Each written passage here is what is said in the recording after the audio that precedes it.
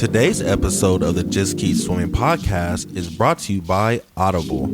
Audible is an online audiobook and podcast service offering over 10,000 books and the ability to listen to your favorite podcasts, including the Just Keep Swimming podcast. I personally use Audible all the time and suggest you take a listen to Intentional Living by John C. Maxwell.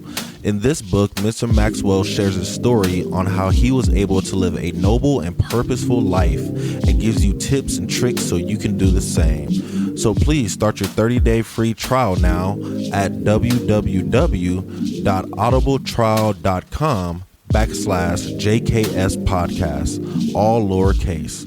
Again, that is www.audibletrial.com/JKS podcast. And if you have any more questions or concerns for the Just Keep Swimming podcast, you're always welcome to reach out to us on Facebook or on Instagram at justkeepswimming_podcast, or you can email us at jkspodcast702@gmail.com. And with that out the way, let's dive into it.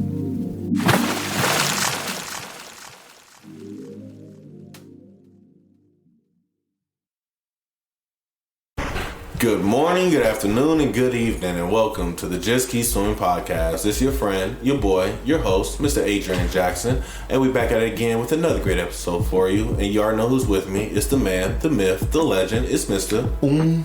Twa. AKA 1-3. Yes, sir. How you been, brother? I'm alright, dude. Felt good delivering those presents to the kids today. Oh, okay. Because every year we choose like X amount of families from each site. Oh, okay. And call them. They make like they get their clothes sizes and shit, and then get everybody in their family like a need and a want, and then we just try to fulfill that as much as possible while always staying within a budget. And then we just hand them out at the end of the school, or like right before winter break. Yes. Oh, that's dope. Is that for the job or for the church? Or? For the job. For the job? Okay. Yeah. That's dope, bro. That's dope. Okay. So it did that for like 2 hours, and then I was done for the day. Oh, okay. That's what's up, bro. Nah, look, glad you did a good deed, you know what I'm saying?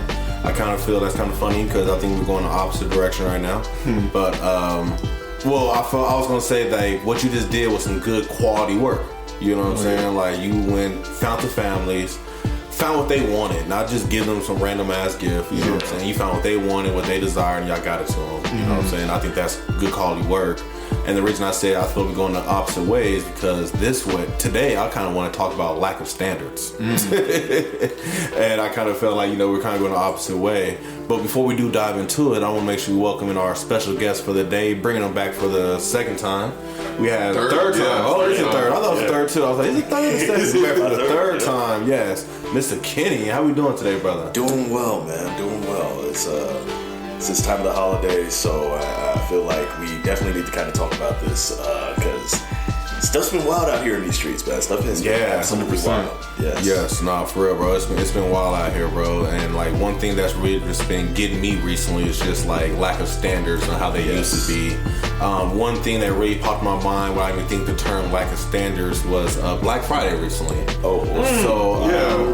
So I don't know if you guys saw the stories that were going out, but they were really talking about how companies were hustling people during Black Friday.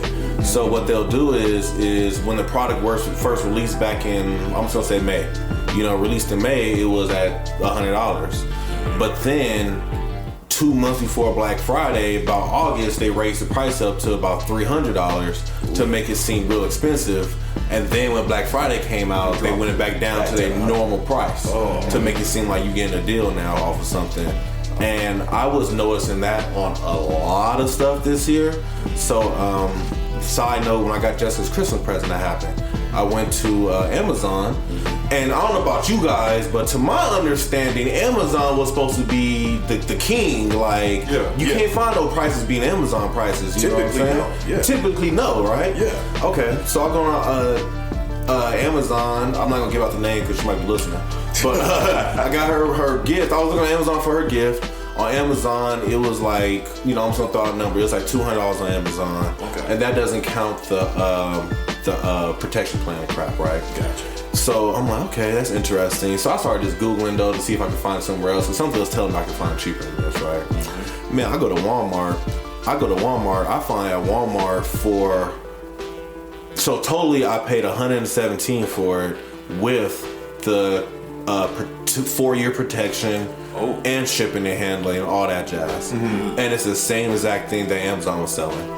And I'm sitting here like, what the fuck is going on? Like, why is Walmart cheaper than Amazon right now? Like, I thought Walmart should, and mind you, it wasn't like I went to the store and found it. I got off Walmart.com, you know what I'm saying? It shipped to me. They've been trying to compete, man. They've been trying to compete for some time. They did a great job competing today. There you go. They got my business. There you go. But then I guess my mindset was just like the standard of like, Amazon, what happened? Yeah. I thought you was supposed to be the king of cheap gifts, you know what I'm saying? The king of deals. They got comfortable. And then they're getting greedy too. Exactly. Like every other business going on nowadays, you know? Yeah, and I feel like that's the bad thing. Like if you're too comfortable, like I remember saying, you know, comfort is the enemy of ambition. Right. But it's just like, if your only ambition is greed, if your only ambition is the money that can be made and it's profit, you know, at some point it's gonna catch up to you. It's gonna catch you. It's gonna catch up to you. And honestly, I feel like it's slowly catching up now because people are just starting to realize that shit. It's just now we need the majority. Or okay, let me put it this way: majority of people are starting to realize that shit because information travels through the internet like a motherfucker, right? Indeed. But now it's just we gotta get that majority to stop panhandling to this shit. Just like.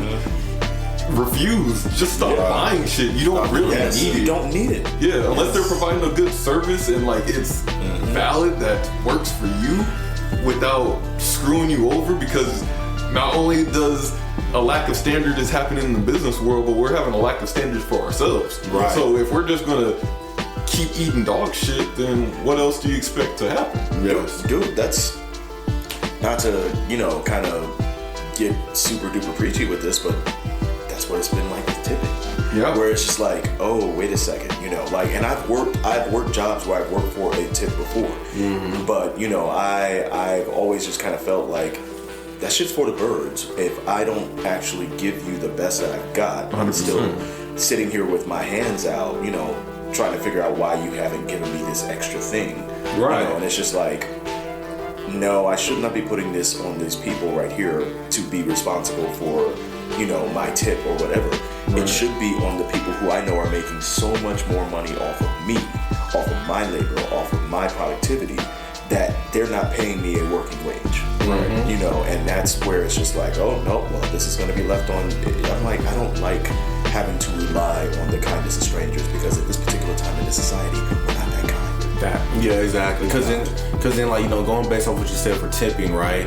It's like it's two sides of a dangerous coin. Yep. On one side of it, like you said, the person working for the tip allegedly is trying to do the bare minimum. You know what I'm saying? Like, what happened the other day? Somewhere I went to one restaurant the other day. You know, they don't say their name. They don't even ask me how I can help you. Next, and you step to the counter, and they just look at you like they know damn you on fence. As soon as say, hey, how can I help you? What can I get for you? Welcome.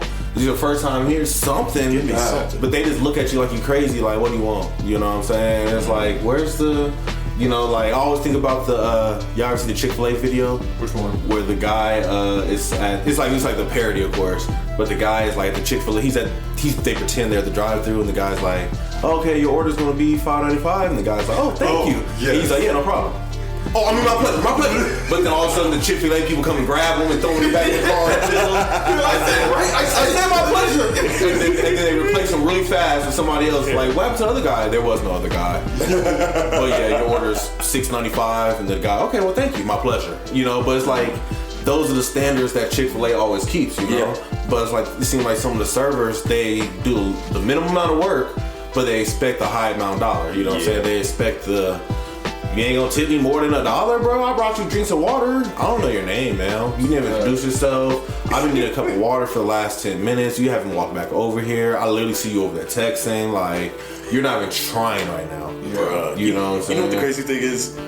That is literally extended into the classroom as well. Oh, and yeah. I just got done doing grades and everything like that, and I'm looking at it this year, and I'm just like, so many of you guys had so many opportunities to actually bring your stuff up, and they're too busy looking at it like, you gave me this F. And it's just like, it's your fault. You earned this. Yeah. Like, you had opportunities. I've given you opportunities. I've given speech after speech after speech. And it's just like, oh, you didn't think I was serious. Mm-hmm. Okay, now you got to learn the hard way that the bare minimum isn't going to get it done. It's not going to get it done. You are the facilitator. You aren't the giver. You earn that shit. Exactly. You earn that shit. Yes. And then now let's go to the other side of the coin now. Mm-hmm. A lot of people coming in there expecting godly service every single day. Yeah. Like they expect that when they go to, Jack in the Box, the person is going to walk the food out to them and sit in front of their table and say, here you go, and put a napkin on your lap. You know what I'm saying? Yeah. And it's like, bro, this is fast food. This is fast food. Like, you know what I'm saying? You are getting what you pay for, but also it's cool that you want your dollar to go further and you expect that your money is going to get you these particular things. But you gotta understand. But exactly, like, your expectation is just going to set you up for failure here, because happiness is the successful management of expectations. Yes. Jalen Rose, shout out to Jalen Rose for that. But like, if you're getting bent out of shape about the fact that, oh, wait a second, I spent all this money and all I got was this, and it's like, okay, yeah, your dollar's not going as far as it used to go. That's a bit of a problem. But at the same time, imagine it on the opposite side. If your dollar's not going as far, what does it mean for this person who now has to actually somehow do more for a dollar? Exactly, for that money. I was gonna say it's like just a terrible feedback loop. Exactly. It's a whirlpool. Yes. You know what I'm saying? Let's keep going down farther and farther. Because I was gonna say it's like, okay, let's also take a step back and think, why is that person giving us bad service in the first place? And the dollar's not going far, and in addition, the business isn't probably giving them that much to begin with. That's exactly which feeds into the customers being angry and feeling like they need some type of sense of entitlement past like a base expectation of what it should be in the first place. Like, that's right. At the base of it, nobody should be going over or under for anything. We should just get the service, and then that's what it is. But we're people. We get some.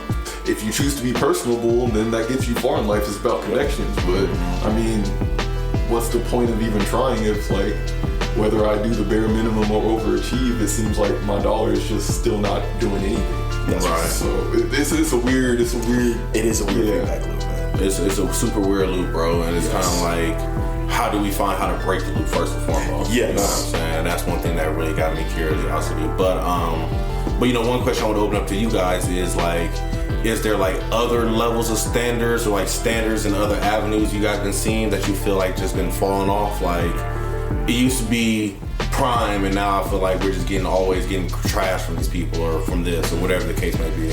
Alright, I'm gonna take this one up too, because like, I mean, I've had side conversations about this in passing, but I never really had like a full deep dive into this shit, and we were talking about before we recorded, but the gaming industry, dog. Yes. The gaming industry is fucking dog shit right now. Okay, let me take that back. The industry part of it is dog shit. Yeah. But the indie part is making up for it because these are people still trying to make their art form and putting passion into it, and the people can feel it. And through the avenues, which I'll get to in a later, just provide that platform, just like we do for this podcast, right? But AAA, let me start with the AAA gaming companies. These are your Call of Duties, these publishers, like all that stuff.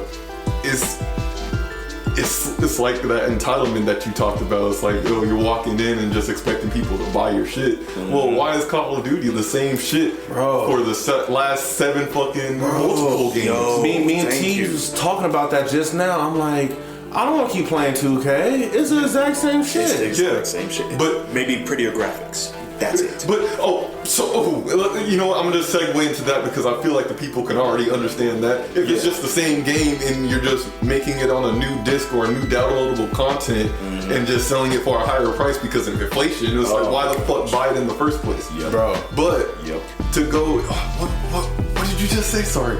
Oh, the graphics. The graphics, nigga. I want functionality. Yo, Thank you. Can I play a game that keeps my interest rather than the fucking graphics? Yeah, graphics look cool. I would love to see a remake of Blue Dragon or something like that with today's graphics, but at the end of the day, I can still go back and play that bitch. Yes. And I'm still gonna have a great time because the core mechanics of the shit works. Exactly. Works. And this, you see with the indie games, maybe they don't have they definitely don't have the budget of these AAA multi-billion-dollar companies, but shoot, people are loving these games way more than any of this other shit. It's a better experience. It's a better experience. And that's what I was about to say, like, the experience will make you overlook how it looks. You know what I'm saying? You'll fall in love by how it looks based off the experience that they give you. You know what I'm saying? It's like, you know, I hate to say this, but it's like, you know, fall in love with the personality and not the looks. Boom. You know I was literally thinking that, bro. Like, I'm sorry, man. I will take a 7.5 to a 6 that tries hard over, you know, a 10 that ain't a 10 with an attitude problem. Yeah, who is only here to take and not give you a damn thing. Exactly, bro. Yeah, it's like, bro, it's like your personality and conversational skills are as good as cardboard. Yeah, exactly. Like, look, yes. Like, it's funny you was talking about this because I was just thinking, like, you can look at two games right now, right? Like you said, we can look at Call of Duty, 2Ks, or we can look at GTA. Think about GTA. Yeah. GTA ain't dropped a new game in how long? Several. Almost a decade. It's been almost a minute. Somehow they still prevalent. You know what I'm saying? Somehow people are still buying the game, playing that game, making them videos of that game. Why is that? Because the mechanics is beautiful. Yep. You can add the DLC. Yep. Like, think about how good 2K would be if they kept the same mechanics. If you just buy a 2K, but then every year you just update the rosters.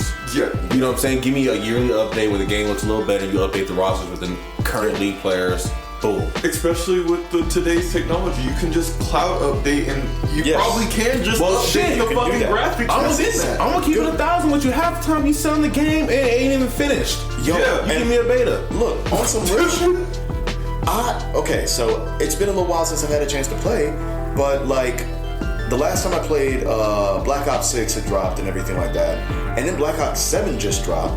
And from what I understand, it's really not that different except for the story mode from 6. No, I watched this dude called Legendary Drops on YouTube, and he kind of goes over like gaming news and kind of tells it straight. Yeah. Fuck if he gets a sponsor or not at this point. But he was saying, Black Ops 6, they're crumbling. That game is kind of like, everybody's just like, fuck this. Yeah, but what Battlefield 6 just dropped, or whatever the newest Battlefield did, and apparently that one's like blowing shit out the water. Maybe their last game sucked, but they improved, they listened to the players, and they put time and care for new mechanics. I keep hearing Battlefield is that new itch. I played the beta. I don't think it's just a game for me. I like one. The recent one, I think it came around like 2017 or something like that. But like, it wasn't for me, but the accolades I keep hearing from it are just amazing. And now everybody, like, Call of Duty has like 300,000 concurrent players, and then Battlefield kind of blew them out the water because everybody's just popping shit. Like, give me a good game. Let me get some good gameplay. Yeah. No, and that's real, bro. And like you said, they stopped and realized, okay, our quality's not good. Let's pick up our quality. You know what I'm saying? We need a better standard. You know what I'm saying? We can stick to our guns, but let's be better. You know what I'm saying? And that's some things that a lot of people don't care to do no more. Like you said, they're money hungry. They're trying to get that check. They're trying to get that paycheck. They know that all these people are going to buy the new 2K because it's 2K. It's 2K, and you give everybody this feel of FOMO of, oh, well, I have to have the new one, or I'm not going to be able to play with the new homies. You know what I'm saying? It's like, I always think about the South Park had the episode with the console wars. You know what I'm saying? When they were fighting over the Xbox or the PS5.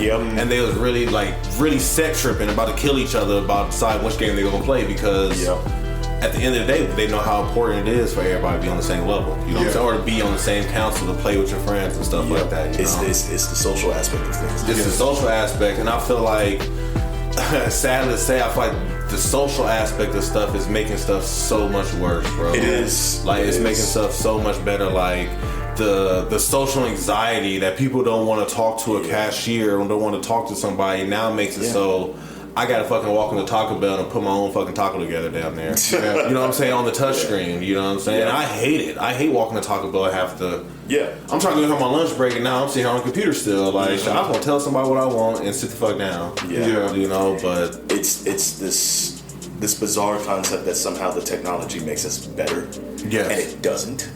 And that's the crazy thing. I'm like, okay, it can make life easier, but the truth of the matter is anything that has there ever been anything that is worthwhile that has been easy? No.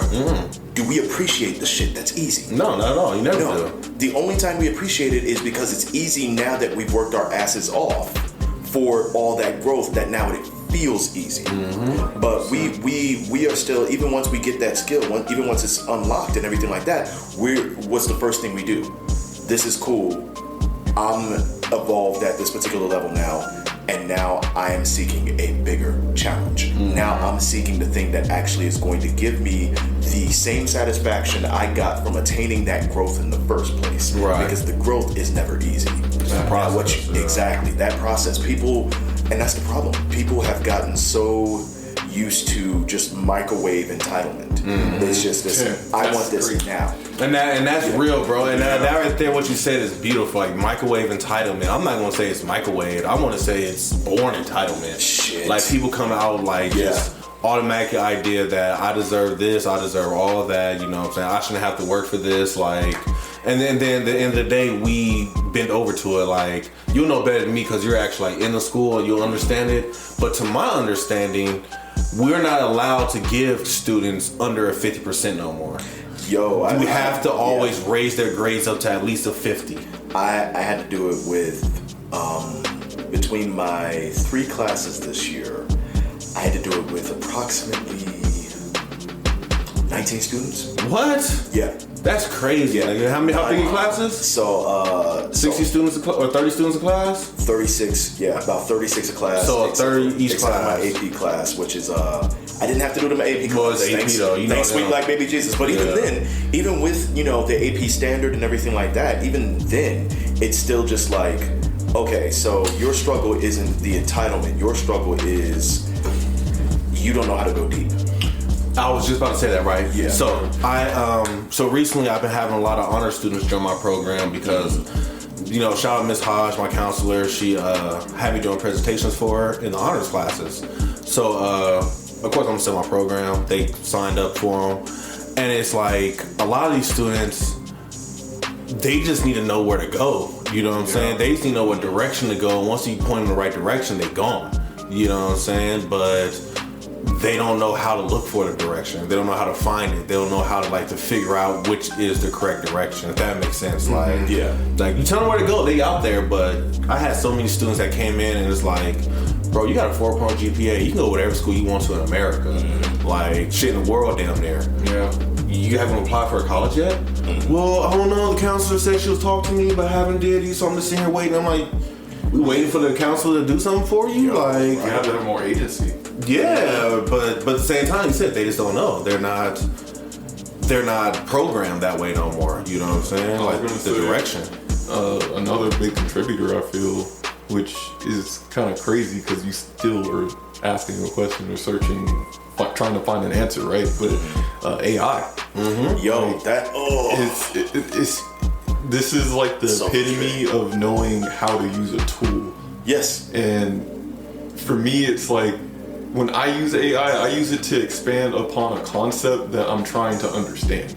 But I'm still putting in the work to implement whatever I'm doing. Like it's hella useful in coding, right? Yeah, absolutely. It can help write code for you and shit like that. But let me understand the topic and I can write the code. I know the language. I can I need to understand the logic, and if you can help me understand that, and I'm asking okay, so if this, from what you told me, means I can do this, is that true? Yeah, it should be filling in the gaps in knowledge. Yeah. But those gaps for you are microscopic. Mm-hmm. They're small because you've done all the work to actually build up the knowledge in the first place. Mm-hmm. Whereas what it is for students now is everything.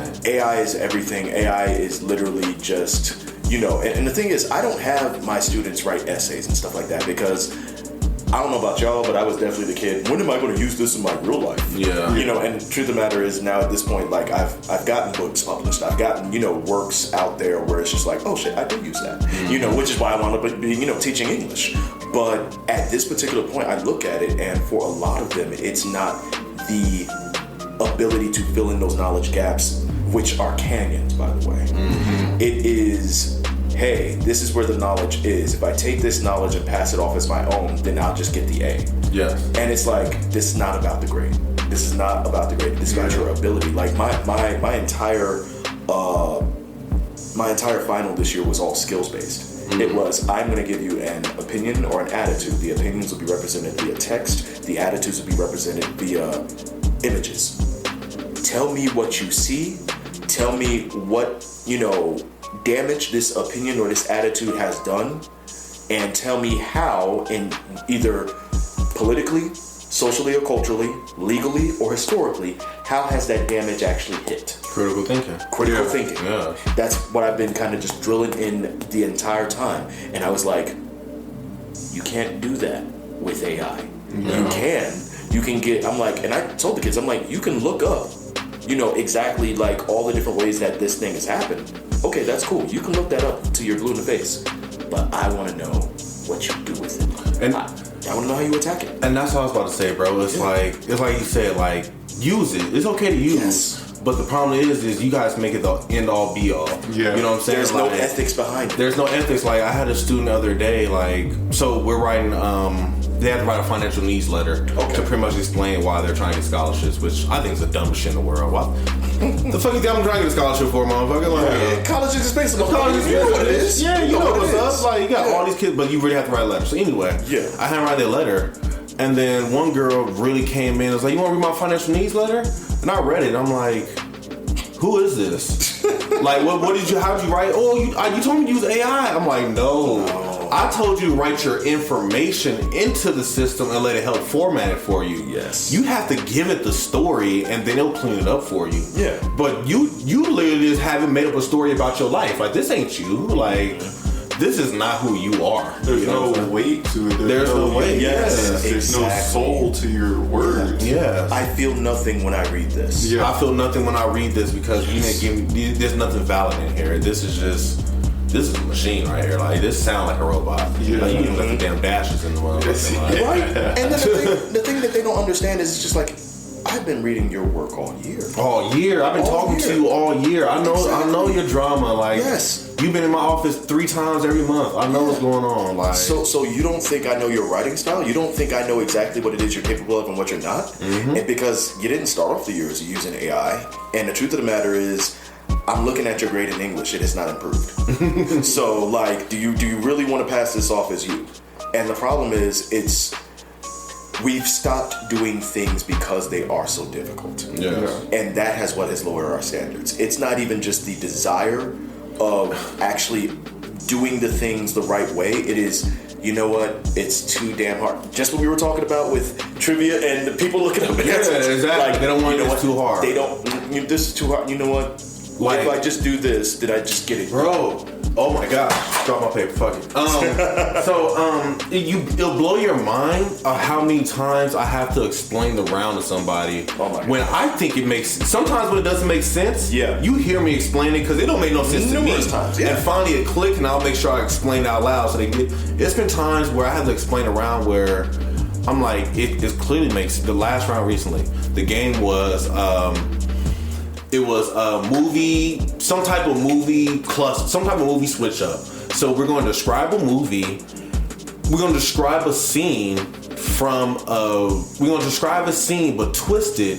You give us a new title of the movie. So for example, it'll be like, this round sponge lives under the sea, and the answer would be SpongeBob Round Pants, not square because it's round sponge. So it'd be literally something like that.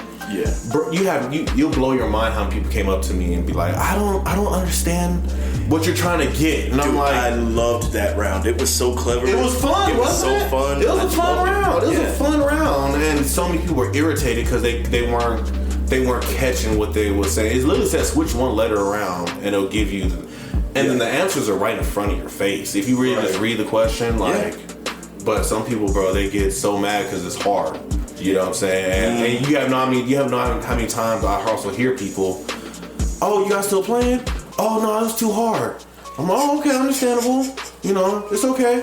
Like, but I mean, like, how is anything supposed to get easy if you don't get past the hard part? Like, you just gotta. What's the point if it's easy? Yeah, that's the end of the day. Like, like you was like, look, let's go back. We talked about Doom, you know, a few minutes ago.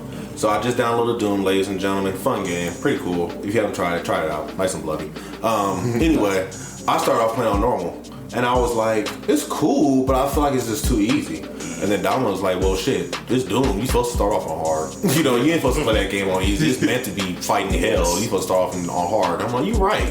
Now that I did that, it's a lot funner. And I'm like, because it's harder, it's more of a challenge. Now I gotta think more. So, like, the only reason I started doing that, because I originally had Doom Eternal on my Xbox. Yeah. And I think I played through normal on that, but I wasn't an FPS person. Yeah. So once I started playing on PC, learned Overwatch, started playing on PC, playing Apex with you guys. Apex is fucking hard and there's a lot of shit going on, but I kept with it even though it was so overwhelming for probably the first 6 months. It's grit. It's grit. But because of the technical skill I had to learn to be able to execute in that game, and then it transfers to Overwatch, okay, now I feel like I'm decently proficient in FPS now. Okay, well, if I'm gonna download Doom, I'm playing on PC now. I know I have a lot more versatility and skill. I can be more precise with my inputs and shit like that. Why not go hard? Like, this is, I still want to practice my craft because this shit's hard. There's always gonna be somebody better than me that's gonna dog me and some shit. Well, let me just go. And I think that's the thing that we look at, and it's just like, you know what it is about us? There's still a degree of pride left. And the pride itself is something that we value. We value ourselves. We value having that pride and saying, oh, no, you didn't understand I was that nigga, huh? You know, it's just like being able to talk your shit and back all of it up. Whereas nowadays, a lot of people are fine just talking shit, even when they lose. I'm like, no. When you lose, you shut the fuck up. That's how this is supposed to go. But you're still talking. Why are you still talking? And you know what you say? Oh my God, what word on my mind? People have no shame nowadays. That part. They have no shame. Like, it blows my mind on how many people, definitely students, literally had their parents doing everything for them. Like fuck, man, it's a field trip packet. When I got the field trip packet, I filled it out. My dad just had to sign it. You know what I'm saying? It blows. This is what I want to do. This is what I want to do. I just need your signature, pops, to say it's okay to do it. I don't need your, just say yes, and I'm gonna make back home that night, like, you know. But no, nowadays, bro, like, it's so much hand holding and so much just learned helplessness. Learned helplessness, bro. But like, you know, it's crazy. Also, the crazy thing is just like between students and people who are young kind of doing that, it's one thing because it's just like, okay, I see how that kind of works. Like, you hopefully will grow out of it, but then the problem is people are not growing out of it as much. So this continues into the 20s, into the 30s, into your relationships, into your marriage, like into your, like, just, well, what? Honey, I asked you to do this one thing for me. Why'd you not do? Well, I mean, I could, but you're better at it. So, like, I'm gonna give you another word too. I want to use the word. I think you described the best.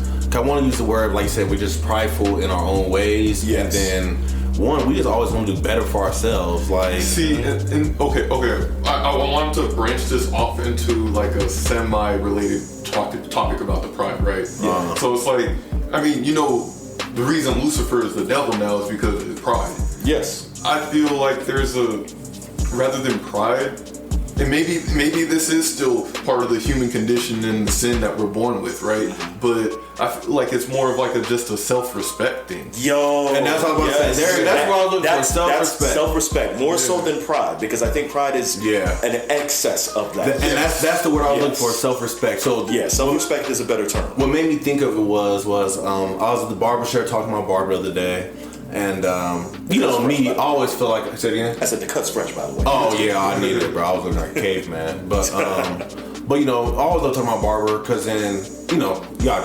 know the man area, y'all know how it be. Yeah. But anyway, though, I was telling him, I said, damn man, I'm just trying to get ready for next year. I'm trying to get ready for 2026. I want to be on a different level. You know, I'm planning. I'm going to reflect and all this stuff. And he was like, man, I'm glad you're doing that because you know, I personally have this feeling I'm behind. I always have this feeling that I'm a step behind. I don't know why. But then he was like, man, bro, you doing damn good. You know, I still have homies right now that live at home with their mama. That, you know what I'm saying, they using other people's cars. They always got an excuse. They don't show up for their appointments on time. And I'm the damn barber and they knew me their whole life. And they still late.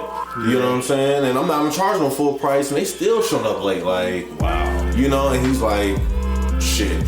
You tip me still, you do all this stuff, you know what I mean? You still hook me up. Like, that's why I fuck with you, because you take that accountability for yourself, you know what I'm saying? You always trying to do better for yourself. You always want to grow. Some people don't care, bro. Yeah. Some people just don't care. They just cheer. To add to that, though, there's something to what the barber is saying, because honestly, like, I see it in the kids, I see it in some of the teachers, I see it in, you know, some of the admin. I just see it in people who show up consistently because that's what the fuck you do. Mm-hmm. And because that's how they're built. Mm-hmm. And honestly, in looking at those particular things, I'm just like, okay, you know what it is? How are we making sure that people have a more solid foundation before we send them out into the world? Because 100%. When you're saying that you feel behind, bro, I'm in the same exact boat. Mm-hmm. But one of the things I look at, and I have to get better at doing this, and it helps to have people who are like you and your brother, and you guys give me this value to myself that sometimes I can't necessarily see myself. Mm-hmm. It helps to surround the people, yourself with the people who can actually see just how solid the fucking foundation you are. Yes. Because that part, you know, I'm like, I've been trying to build on this foundation, and the building is slow. But people are like, you don't understand. Your foundation is putting you on a level where, you know, you're afraid to plateau. But the fact of the matter is, your plateau, aka the very tip of your foundation, where your foundation starts, because it goes so much deeper, that's where people are trying to get to, because their foundation has started so much lower. Yeah. And to add to that too, it's like, you gotta realize a plateau is a big ass solid rock that's connected to the ground. Yes. If a fucking tsunami comes and hits, as long as that wave's underneath your plateau, which you're so far ahead already, it's like you're unshakable. Like you are the foundation where people live on. Yes. So it's like if we're not preparing this youth and shit like that to have a foundation to rely on themselves and seek what they need to find of their own like accord, honestly, then it's like, well, we already see where the country's going, and maybe some shit's about to pop off in the next decade or so. Well, when that pops off, how many people are going to still be standing and be able to figure out how to survive? Because right now it looks kind of bleak for the younger generation. And it's so deep you said that, right? So, you know, just a little not a long story, but so recently I had a field trip the other day. Shark Reef, great experience, loved it. Only had one kid throw up at the Tom John's Incredible Pizza, so I count that as a win. That's a win. Hey, look, I'm gonna tell you how much of a win it was. She threw up right after she got off the ride, and because of that, they shut down the ride, so nobody else had the opportunity to throw up. I'm like, yes, you know. And look, she slept. She went to the room, knocked the fuck out. I'm like, yeah, go ahead and sleep, you some water. There you go. Anyway, super dope though. But so anyway though, so of course field trips. I'm doing grade checks. So one thing that blows my mind is I just did the 7 to 10 hour CCSD training because UNLV told us we never had to do that. But then CCSD called up like, y'all better do this by the end of this week or y'all can't allow on campus. Was it the cultural competency one? Man, you already know, bro. The longest fuck, bro. 7 hours. Like, you know, I did it all 100% focus. Wink, wink. So anyway, I'm doing this whole training. I'm just realizing throughout this whole training, there was nothing talking about holding kids at a higher standard. Nothing about field trip accommodations. What grades do they need to have? What are the rules about that? So during this being prepared for the field trip, I walked around and talked to 2 counselors. You know, what are the standards for field trips? Are they allowed to have an F, 1 F, no F? Like, what's the case? You know what? We really don't have rules for that. And I'm like, really? Why don't we have rules for like the field trip regulations on? So I had to come up with my own standards for the students. If you had 1 F, I'll let you slide. You know what I'm saying? As long as it was like strong, like 59 up there. If it was like a 0, something low, okay, you had to go through the process too. 2 Fs. 2, you had to, I called all y'all to the theater. So 2 Fs or 0% come to the theater. Y'all need to go talk to your teacher and get this form filled out to say you guys are allowed to go on this field trip. Yeah. And I'm giving this to you because I want you to have the opportunity to go talk to your teachers and say, I'm failing, I understand that, but I want to go on this field trip. What can I do to get myself together in 2 weeks to go on this field trip? And it's like I put the responsibility back in their kids' hands, you know what I'm saying? Yeah. A lot of students, they were cool with it. They were like, oh yeah, we'll do this, thank you, mister. Man, you will be flabbergasted. I have about like 10 students that were scared to go talk to their teachers. They were terrified to go advocate for themselves and be like, so I literally walked to the classroom with them to go talk to these teachers with them to say, just give them the paper, say what you need to say, let's practice the terms. I'm trying to get these kids doing it. But at the same time, I'm helping them build something. Right. You know what I'm saying? I was going to say it's more than the grades. It's about character. It's about character, bro. And that part. And every one of those kids went on that field trip because the teacher at the end says, are they allowed to go? And it says yes. Every one of them teachers checked yes. But I'm like, you know why they checked yes though? Because y'all had the nerve to come up there and say, I know I'm failing, but I want to do this. How can I make this happen? And y'all start doing this. You know what I'm saying? But a lot of them, they'll sit back and take the F and I would try. Don't care. They know they failing, don't even care. And you know what it is? I think it's because they also know that even though they're failing, they're going to the next level. They're going to the next level because it's going to make whoever it is in charge or look whoever bad. is. Yeah, exactly. Yeah. And so, that's the thing that kind of sucks is, we were just talking about NFL. One of my favorite people in the NFL, my second favorite team has always been the Steelers because I'm still a Pennsylvania boy, but the standard is the standard.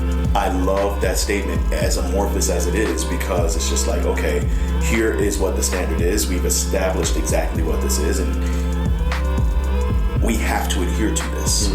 Once we establish that, we have to adhere to this. But the establishment of standards is so much harder now because you can't get people to actually support you. And it's just like, okay, you know what?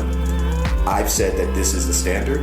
Now, I need to have not only my boss sign off on this standard, but I have to have the parents sign off on this standard. Because you can sign this at the beginning of the year, but when your child does not adhere to that standard, then it's a fucking problem. And if I didn't have you sign off on it, then there's no way in hell that my, admin is going to back me because I didn't have the foresight to actually just put this here. And I'm like, honestly, why does my standard have to be written in order for it to be a standard that you would adhere to?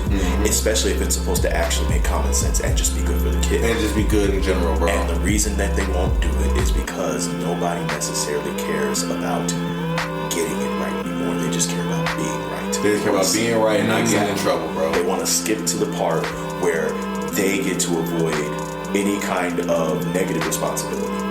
And that's the thing that I kind of hate, because there are plenty of people who want to do things the right way, but they are so burnt out from all of the different repercussions of those fights. And the problem is we don't have the stamina, we don't have the intellectual and the stamina in our integrity to say, no, we have to stand on business on this. Because if we don't, things are never going to get better.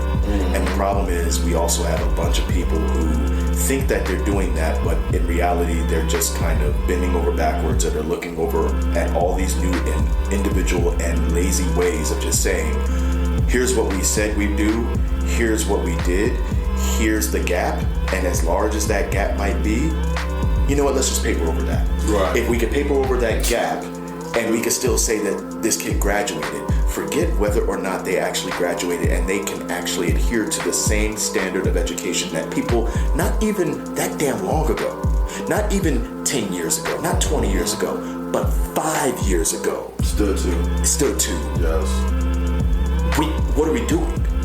The standards have just gotten lesser because honestly, certain people are louder, certain people are more here for the fight, and they're more convinced with the advent of different, social medias and different echo chambers. You can be so well convinced that your reality is the only reality, and you can fight tooth and nail to prove it. And now that you can fight tooth and nail to prove it, God forbid you actually be told that you're wrong. Man, like, so, look, I'm gonna show you something that really blew my mind when I started working here.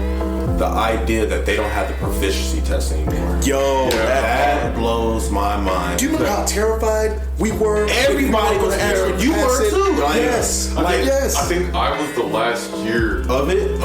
Yeah, bro. 2016 proficiency test was terrifying. The idea that if I don't pass this test, I don't graduate. I'm here next year. Yeah. And the idea that the school edition knew. This test was a standard. It was no matter what. If you don't pass proficiency, you can have straight A's, all honor classes, and be the valedictorian. If you don't pass the proficiency, you do not get a Nevada high school diploma. Yeah. It was to the point where they knew, like, we know other people gonna struggle, so we gonna give you this, your senior year, we gonna give you this test every damn day if we got to, until you pass it, because we want you gone. Yeah. But you cannot get past till you beat this standard. Like, yes, we'll keep giving it to you, we'll keep feeding it to you, but we're not letting you pass till you beat it.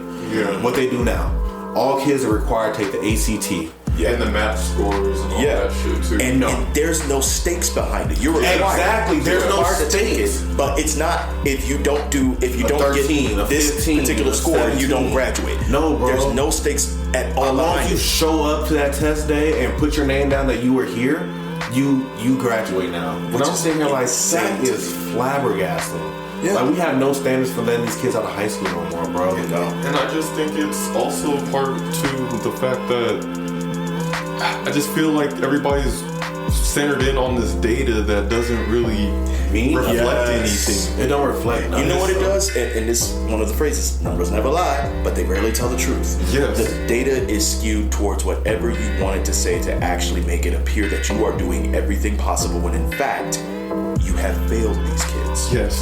And on top of that, we're talking about education right now, but this has extended. It is not just in one particular corner of society. This shit is fucking endemic. It is everywhere. Everywhere, bro. It is everywhere. It is in business, and that whole concept of, if you're not growing year over year over year, you're failing. I'm like, whatever happened to just maintain it? What happened to 5 years? You know what I'm saying? Like, what happened to those things? Yes. Like, look, I'm gonna keep it 100 with y'all. Me and my girl went to the hospital. You know, it was crazy on how, like, you can tell the nurses were trained in different areas. Because one nurse, she was on it. Every time you called her, she was there. She was informative, blah, blah. Other nurses, you can't find this motherfucker. Yo. You could be dying in this bitch, and then she ain't nowhere to be found. You like, where's my nurse at? And then with the first thing they say, sorry, it's busy. Bitch, well, no, we're in the hospital. No, it's busy. Like, yeah, and it's just like, okay, wait a second. Yeah, that's what's to be expected. What's to be expected, you know what I'm saying? But just because it's busy don't mean that's the first thing you come in with your excuse. Like, yeah, and it's just like everything's so specialized and so, kind of segmented now. We are not good at.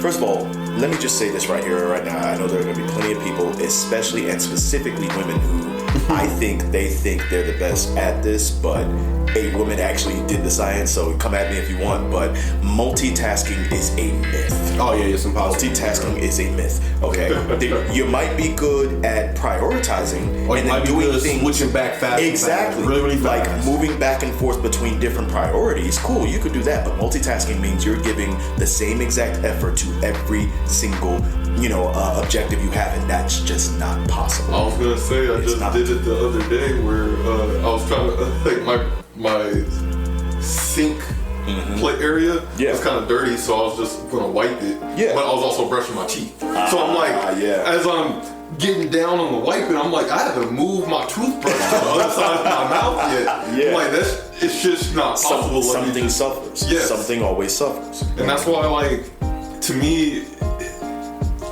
Okay, I was thinking about this today with the construction and shit going on. Like, it's always been going on, but you're doing so many things at so many different parts of the city that shit just never gets done. Yes. So it's like, the other day.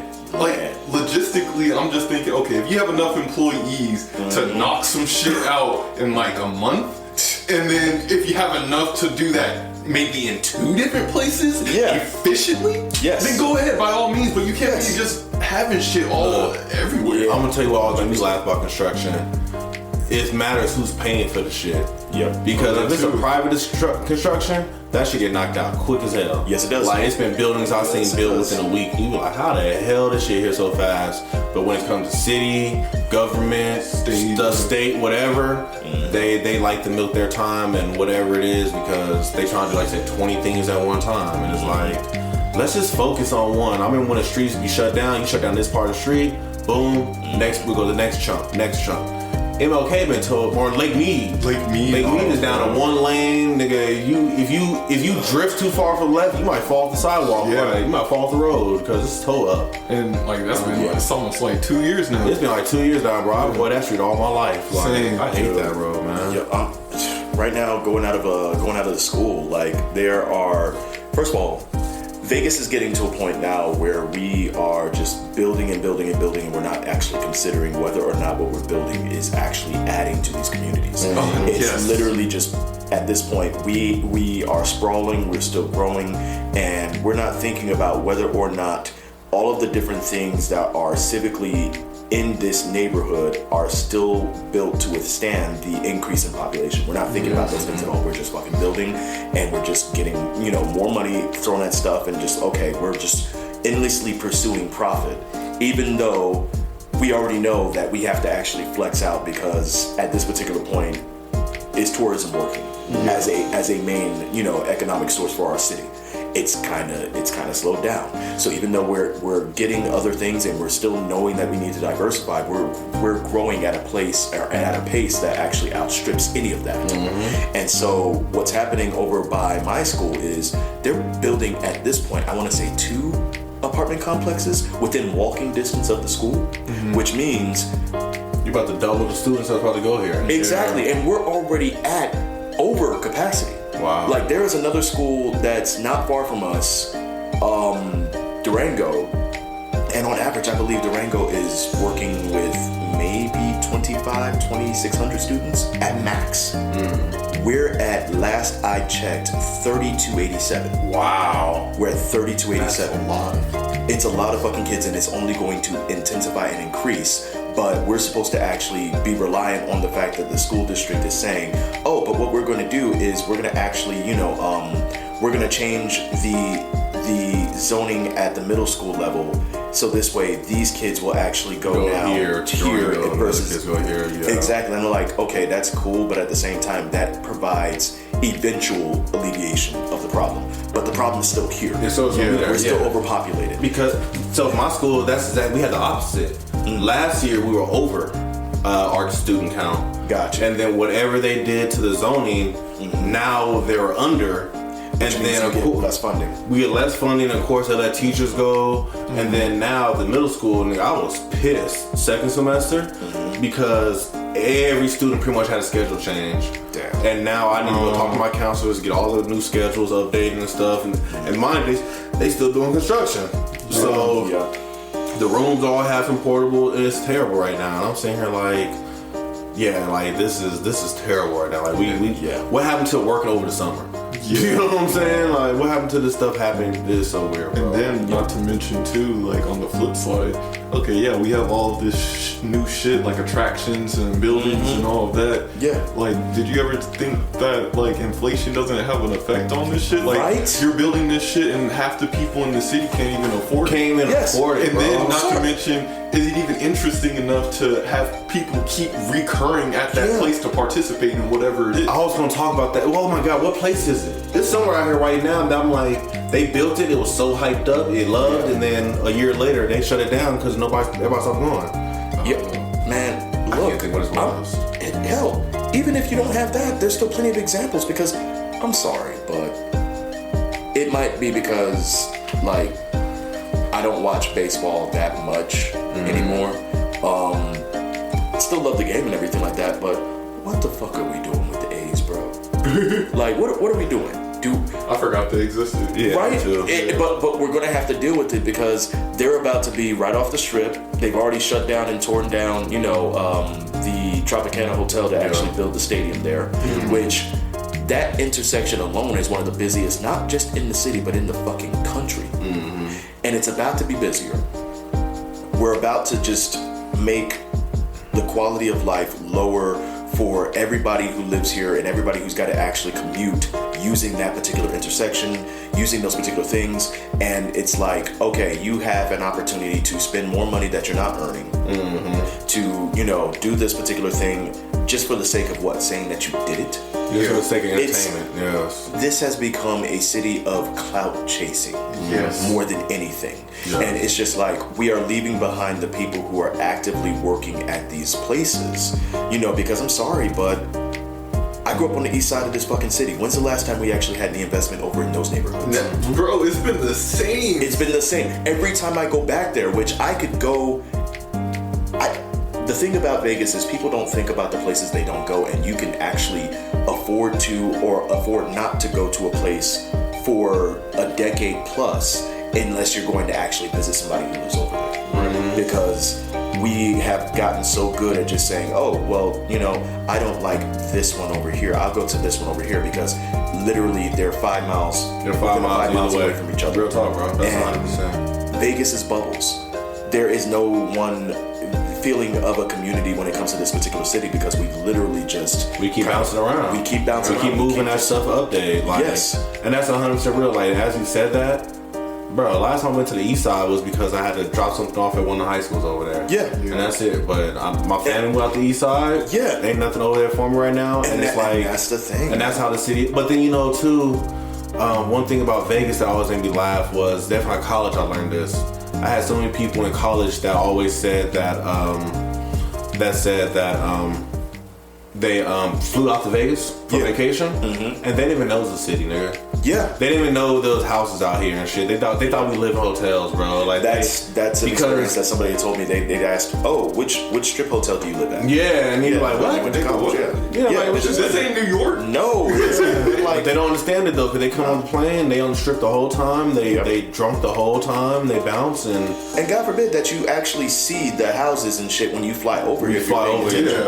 You know, but God forbid, like, nah, they all live in hotels. You know, it's just like, it don't make no sense. You always hear her at the club with you think all these other people, come on, that don't make sense. How the hell we gonna live in hotels? Like, where y'all gonna live at? Where y'all gonna come to sleep at when y'all visit? We all live in hotels. How do I know how to cook if I live in a hotel? Dumbass. You know what? It's the concept of what this place is, which is to say, this is your fucking fantasy is my reality. Exactly. This is where I live. This is where I made these. You know, like I made my bones in this city. I've actually tried to build connections in this community or communities rather, but you're not necessarily thinking of this as a city because this is just where you come to play. This is your playground. Yeah. This is where you come to get that thing that you come back with and you got to take a little pill in order to get rid of. That's what you're thinking because you're playing around here.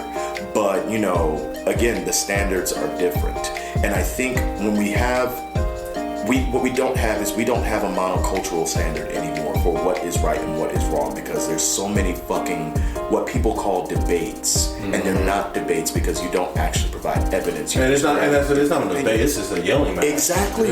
Yeah. You're grabbing a bunch of different opinions, or at the very least, you're grabbing a very truncated version of a calcified opinion that you got because you're still fucking busy just listening to the same exact shit instead of actually trying to listen to where another person is coming from. And it's like the purpose isn't even, like you said, the purpose isn't even to like argue or debate. No. Like it's just to talk. But yes. like when we're trying to make a discussion, yes, we're trying to understand each other for a common goal because this is an issue. Yeah. But no, it's just like I'm right, you're wrong. Again, this is left, you're right. I'm right, you're exactly wrong. Fight me over it. Yeah. Yes, and exactly what you said. We don't want to get it right. We just want to fucking be right. Yeah. And it's so funny you said that because as you were saying that, something popped in my mind. One of the South Park episodes is funny. The girl was talking about, she's like, oh yes, I'm a new Christian right now. I read the whole Bible. Well, I never read the Bible, but I listen to podcasts. And this is what they say. And it's like, how much of the world is that nowadays that we're not even actually stopping and truly looking at the research. No. We just hearing word of mouth. We're playing the game of telephone. Yeah. And then by the time they get back to us, we running like it's truth. And you ready to fight for something that somebody else got wrong. Yeah, you know. And, but this is I kind of want to bring up the Big Mouth episode again too, because it's like it's just the compassion and wanting to understand what other people are going through or why it's happening. Like, to bring it back to the Bible example, especially since I've become a Christian, it's like, I'm disheartened in my past self, because now what I would say to him is like, dude, just read the Bible and try to understand instead of just listening from the opinions of what other people have said about it. Absolutely. Like, yeah, you can say God is the asshole in the fucking First Testament, and it's like, yeah, maybe your viewpoint of that is true, but did you read the whole book and try to understand like where he was coming from?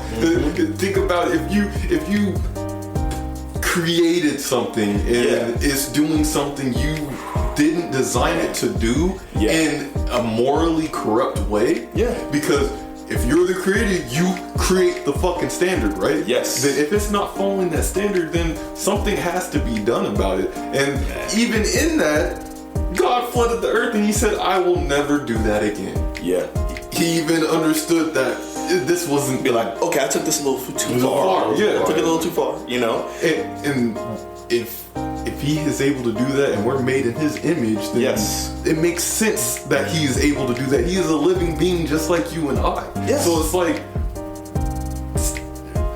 even if you disagree with something or you do not like something, a stance or the way somebody looks or the way somebody acts and stuff like that, at least like take a step back to understand. Take a step back to understand, even if you don't agree. If you don't understand, you know what I'm saying? Like, that's agree to disagree. You know what I'm saying? And that part right there, it's become impossible for people to actually do that and not still hold some kind of ill will. And that's my thing. It's like, okay, there was a coworker I had a problem with, and like at the base level, who she is as a character, I don't really fuck with. Not like that. But it's like, okay, yeah, I can be mad. I have my moments where I'm telling my friends and I'm popping off because I just don't agree with that person. But if we're in person, it's not like I'm not saying anything because I don't want to create disruption, but I'm also not going to not work with her if I have to work with her. I don't have to be an asshole. I don't have to be an asshole about it, or I don't have to have some petty, dark, like, I don't know, contempt hidden within my heart regardless of how I'm acting. Like, hey, I won't talk with you unless I have to, but if I talk with you, I'm not going to be an asshole. I'm not coming in with that mindset. I'm going to start talking, hey, I know you don't believe in God, but I need to talk to you about work. Like, what? Like, why am I throwing in your face like that? Like, you know what it is? Like, humanity has become the ultimate walking, talking contradiction. It is literally, we are so quick to throw each other away. And yet, if we have curiosities about each other, it's become so much easier to hang on to the pain, hang on to the hurt, hang on to the frustration, and also hang on to the fascination that all I have to do if I want to actually check in on how this person is doing, just to see if I'm doing better than them, is I can just go online, I can just look here, and that's what's going to make me feel better about my life. I'm like, you know what you could do is you could just let that shit go. You could let it go. My bad. Before it's hard, but damn. One of the biggest blessings I have ever done was just delete the Instagram app and the fucking Facebook. Just delete it. Like, I still have the account. People still send me, text me memes. The people that matter close to me still text me a link. Same. I'll go onto the browser, view it, laugh, say something back in the chat, but I'm hopping. I don't need to keep tabs on everybody. And the thing is, it's just like, you are already saying that you don't necessarily care about these people because you're not actually willing to put in the effort. Friendships, relationships should not be passive. They should require you to actually give a degree of activity, give a degree of effort, give something. And honestly, let's keep it real. Knowledge and the acquisition of knowledge should be the same exact thing. You know, it's so funny. They're the first group to actually say this that I could think of, but I laugh at the phrase just because of the incongruency of the grammatical, structure of it. But thank you, to Onyx, I believe, who are so deluded that they thought Michael Jordan shaved his head because of Onyx. And do you know what when people are like, really, that's what you're saying? And immediately their response was 3 words that I feel like we need to just use whenever anybody does or says anything stupid. Do the knowledge. It doesn't make any damn sense, but the more I think about it, the more I'm like, We are so stupid as a society at this point. I'm like, nigga, do the knowledge. Like, actually work for the knowledge. Like, work for something so this way you can say, you know what? No. Education does still matter. And it doesn't always have to happen in a school. There are plenty of different ways to get educated. However, just rabbit holing and then just kind of isolating yourself away from any kind of information that immediately contradicts what you think to be true, that's not doing the knowledge. That's essentially just, you're creating a confirmation bias within yourself, and you're doing so to such a degree that you can't actually learn, and you can't improve, and you can't do better. You know, and what the hell's the point of life if you're not doing those things? And like, as you were describing that, the thing that popped in my mind, I don't know if I saw this in real life or a cartoon or where I saw it, but I always just picture like the little girl that says something, or the little kid that says something, and then when you try to say something else, they say, no, can't hear you, la la la. Yes. And they walk off with holding their ears and screaming to make sure that you do not change their mind. You know what I'm saying? You do not change whatever they just drop. How dare you contradict me? How dare you try to act, you're ruining my childhood. And it's just like, when people say shit like that, I'm like, you're right. Why the fuck are you so fragile? Why are you so protective of a past that you can't change? And then you can't live in. Yes. Like, no matter how you delude yourself, you can't go back. You can still be upset. You can still be pissed off. Like, honestly, I'll tell you the truth. There's still some things I look at and I'm like, damn, you know, I don't think I'm still over that hurt. But if I don't find a way to move past it, if I don't find a way to live with this degree and just say, yes, this hurt is here, yes, this pain is here, but I can get armor to protect me from having this pain again.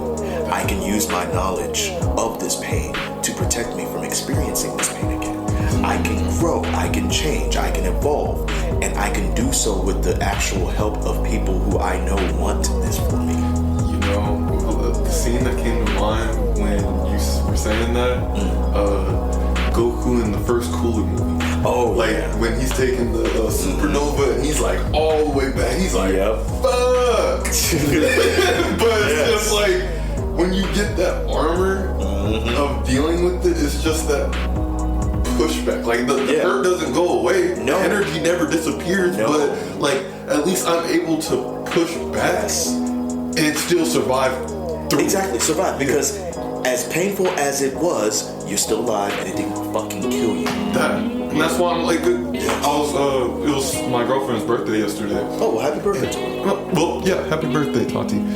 But it was my girlfriend's birthday yesterday, and we went to go, we ordered some curry zen. Nice. And on the phone, like, I know it was confusing, but like, on the phone, I was like, okay, let me get this meal, and then can you add the tonkatsu sauce on the side and the pickled radish? Yeah. And then she got confused, whatever, but then she said, okay, for sure. So we get up there, and unfortunately, they're out of the pickled radish. Oh, fuck. That's my favorite part, but it is what it is. It's just, okay. Get home, open up the bag and everything. I'm like, where's my tonkatsu sauce? Oh. And it's just like, damn, like I went over this, like there was a whole 3-minute section on the phone of us talking about what the fuck I'm asking. Yeah. But it's not there. And then I'm just like, and then I tipped them $10 because I love that place. Like it's just what it is. But okay, they didn't earn it this time around. Yeah, it's gone now. I can't go back. It's I don't feel like going back. It's just what it is. Degree of difficulty. Yeah. And my girlfriend looked at me and was like, and she's just looking at me. I'm like, what's up? And she's like, nothing. I'm just observing you. Like in this like turmoil. I'm like, in my head, I'm like, yeah, I'm over it now. It's just I'm upset that it's not here, but. I'm gonna eat this fucking food. It's still gonna be mostly delicious. Still gonna be mostly delicious. Yeah. I'm still breathing. I'm still hanging out with my girl. Yep. We have a nice night. Who cares at the end of the day? I gotta be grateful for what I've got because I can spend my entire life bitching and moaning about the things I don't. Exactly. And it boggles me how simple of a concept that is, but it's so hard for people to execution grasp. Yeah. Well, and like I said, so like and the reason I think it's so hard to grasp is because John Maxwell says the best. Everyone is naturally selfish. You know what I'm saying? And it takes don't know what it takes, but at some point you have to overcome that selfishness, you know what I'm saying? Yeah. But some people don't understand that, like, you know, and then he always says, how do you know people aren't naturally selfish? Okay, for real, let's take a group picture. I'm gonna show you the picture. Who's the first person you look for? Yourself. You know what I'm saying? Because you wanna know how you look in the picture, you know what I'm saying? But nah, bro, I fully agree with you on that. I'll put both of y'all on that. Like, people just don't know how to get over that. And that's why I think standards have risen to the all-time low where we are right now, because, you know, in order to please everybody, you have to release some of the rules so everybody can be pleased. But now it's like, you know, Armageddon going on right now where everybody's just doing what they want to, you know. So I'm kind of gonna wrap it up with this story right now. I'm surprised I haven't shared this yet. So recently I tore my Achilles again, you guys. Yes, as you guys know.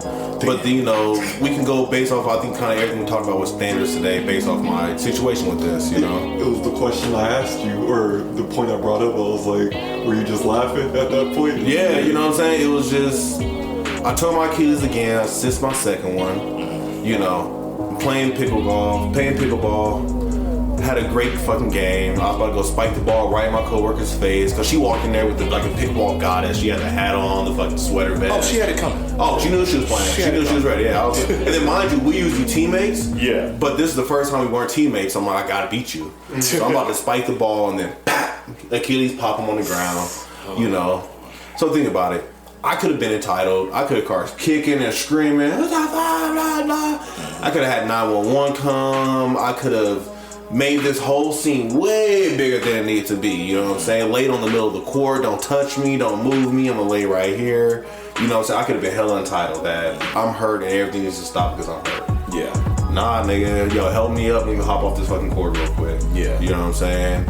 Everybody wants to, can we help you? I'm good. Let me breathe for a second to think about what I'm gonna do. You know, let me call my mom for a ride. Yeah. After that, my mom's gonna come. I'm not about to stop the Christmas party. I'm not about to take my white elephant gift back and be like, nah. Yeah, like, well, I ain't playing. I'm keeping my gift. Yeah. I gave it to Leo. Leo, play for me, bro. You know, hold it down for me. You ain't bringing a gift, you can play my spot. Boom.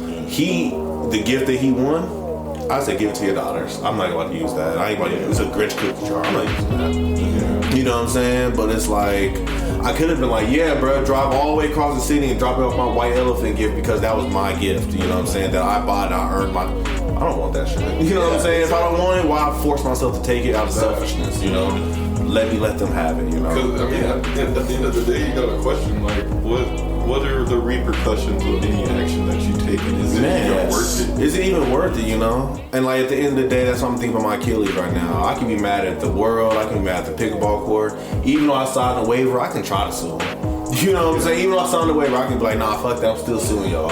Because I heard stories that 3 or 4 people tore their Achilles out here. And I think it's a conspiracy now because y'all out here trying to tear Achilles and take careers. So, you know, because y'all got a fucking partnership with the Henderson Hospital. You trying to get people to get surgeries up there. So, I'm a suit. You know, I could have been an asshole. But you could have been, but it speaks to your character because, like, again, due to the knowledge, there's science out there that says when you are most in pain, the first thing and the best thing to alleviate that pain is to actually act in altruism, to do something kind for someone else. Exactly. This way, nobody else is experiencing the degree of pain that you did. Yeah. You were in pain. You were in physical pain. I'm in physical You would have been entitled to say, don't fucking touch me.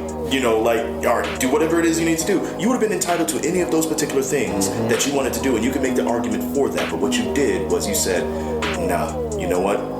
I've been here before. I've been here before. And I'm not about to break again. Yes. You know what I'm about to do? I call my mama, she on the way. I'm about to talk shit until my mama's there.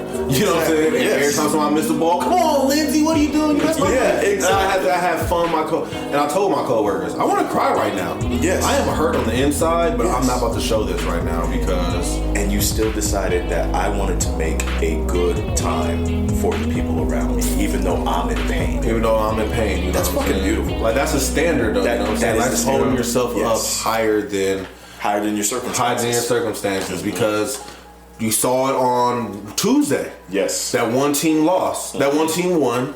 The team next to them. Kenny, you didn't come in first. You know what I'm saying? You came in second? Yeah. You came in second. You could have been like, Daddy was cheating because I was on point and blah, blah. You could have been like that. No, you took your prize and left. The team that came in third, they drunk.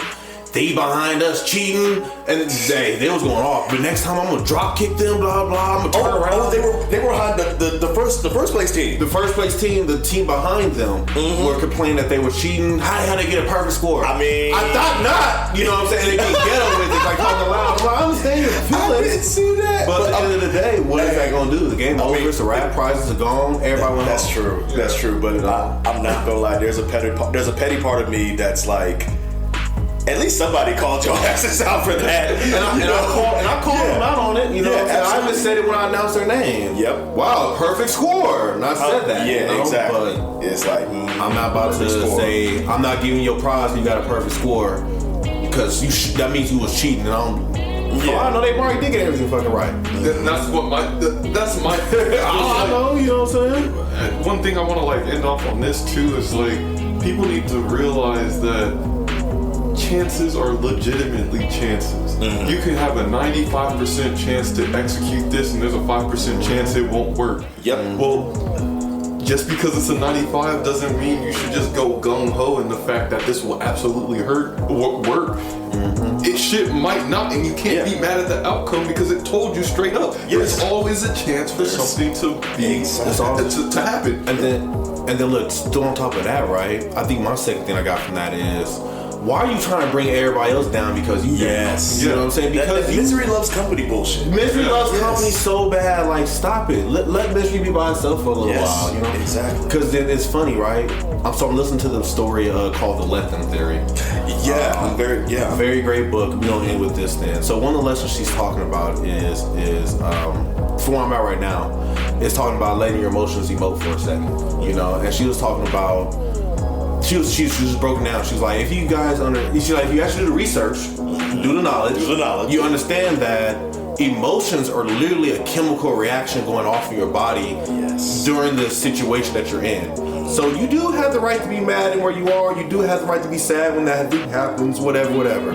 But at the same time, she says that if you stop for about a minute and a half and don't say nothing while the emotions are going off, and then just practice some mindfulness for a second, a lot of times the emotions will flow right away because it's just a chemical imbalance. It's literally just the acceptors went off, and once it flows through the system, it's gone, and you're gonna realize I'm not really mad about nothing. But the second you start to indulge into it and be like, I'm mad. Yeah, fuck you, bitch. Okay, now you just added another timer to that emotion indulging to go down. And a lot of people don't never let it run out. They just keep lighting that fuse, you know what I'm saying? Every time the fuse is burned out itself, but you keep blowing it, and you fanning the flame. You're trying to torch shit. And it's like, if you let the fire die, the fire will literally die. It's meant to die. Like, you know, things come and go. Our flight or flight isn't what it used to be. Like, you have to understand, we're not in the fucking Stone Age anymore. Flight and flight told you to get the fuck out of here, somebody eat me.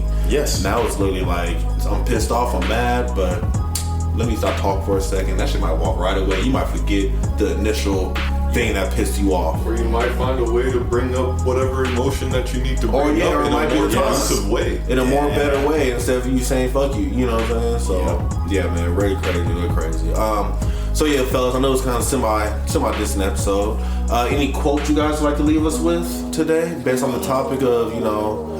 Kenny said it earlier. He said it earlier too, and I was trying to think of it too. I can't think of what he said. Bro, y'all know remembering shit I said. Dude, it was like, oh, I know what you said. You said something really early before we started recording. Oh, you said know better, do better. Yes. And I think that right there is something that, you know, because the standards are low and we don't care to know better, we just want better. You know what I'm saying? But it's like, if you know better and do better, you'll get better. You know what I'm saying? So that'll be mine for the day. Know better, do better, you'll get better. I'm gonna have to quote Kenny again. What was it? Microwaved? Oh, microwave entitlement. Microwave entitlement. Yeah. Popcorn society. Dude. I love that one. I love that one. That's beautiful. You got one you want to leave us with, Ken? Crap, man. Like, honestly, the best thing about doing this podcast, which is why whenever y'all ask, I will always say yes, is like, we go all over the place. And it's like the conversations that I have with some of my favorite people in my life, which is to say, conversation is a living, breathing thing. And works as best as it does here, you're able to give it air, you're able to kind of, hold your breath for a second. It's the anticipation of what's coming next, while at the same time the marination on what has already been. Yeah. And so, more than anything, I think, I guess my quote is let that bitch breathe. Like, just, just give it time, give whatever thought it is time to breathe, to actually, allow things to flow. But exactly, because if you do that, sometimes you can actually just understand where you're actually at and know that you don't have to immediately react to your first thought. It takes a little bit of time to just take that deep breath. I love that you guys do the mindfulness exercise and the prayer before we start this, because it gives you that time to just say, what we about to do? What we're about to do? Where are we at? Wait a second. What do we get to do? What do we have the privilege of doing? For me, it's just huge. Clearing my mind and just like, I just got done with work. I want to play this game. Blah blah blah. Something's happening with the homie. I'm here right now. Yeah, and that's what it does. Brings me here right now, because I was telling my students that, like, I do this before trivia. I hosted trivia for almost a whole year, 2 years now. Every time for a show, bro, I go in that bathroom, I splash water in my face. I'll say a little prayer. I might go outside, hit my cigar 2 times, and then I'll just take some deep breaths real quick. And then when I walk back in this bar, it's showtime. You know what I'm saying? It's just time to host. I'll even do my instructions. After I do my instructions, round one, let's do it. And then I jump into it, And then by the time I flow, but I prep myself every single time. Like, people always say, "Oh man, you're so good. You do up there. You don't have that fear." And I'm like, no, I do have that fear. I just overcame it so many times that it's nothing for me to overcome it no more. There you go. But I had this fear every single time. Like, you cannot be brave without the absence of fear. Yeah. Yes, exactly. If I have nothing to overcome, where am I going? That's why I'm just you're there already. What I tell people is just fucking do it. Just do it and fail. Do it. Actually, do I it. fucked that up. You cannot be brave without the presence of fear, not the absence. I fucked it up. I knew exactly what you meant. You know what I meant. Y'all knew what I meant. Yes. It sounded good to me. That sounded more Jedi-ish to me, honestly. You cannot be brave without the absence of fear. Like, that was dope. I cued in on the absent, and I was like, he's like, oh no, he was almost there. He was almost there. Well, I heard without, so I was like, without the absence. I'm like, okay, well, that's dope. No, it worked for me, but yeah, fellas, great episode. Appreciate you guys. Kenny, thank you so much for coming out again. Always, thank you all for having me, man. Yeah, it's always good to have you. Everybody out there listening today, thank you guys so much. I hope the end of the year is going well. Mr. 1-3, welcome to Winter Break, brother. Yes, sir. Yes, sir. Fine. Get Tom King, you too, brother. Welcome to Winter Break. Thank you. Sir. Shout out to my students, all of y'all knuckleheads. Still love you. Yes. Shout out to all my students. I pray you guys are doing y'all scholarship work. Y'all listening. Yeah, I wrote 3 letters of recommendations. Y'all better not waste some bad boys. But yeah, with all that being said, ladies and gentlemen, hope you guys have a great holiday season. Enjoy the time with your family. Be on the lookout. We're gonna have some new episodes coming up at the beginning of the new year. We already got some guests lined up, so it's gonna be pretty good. But yes, we hope you guys have a great day, a marvelous afternoon, a splendid evening, and remember to just keep swimming.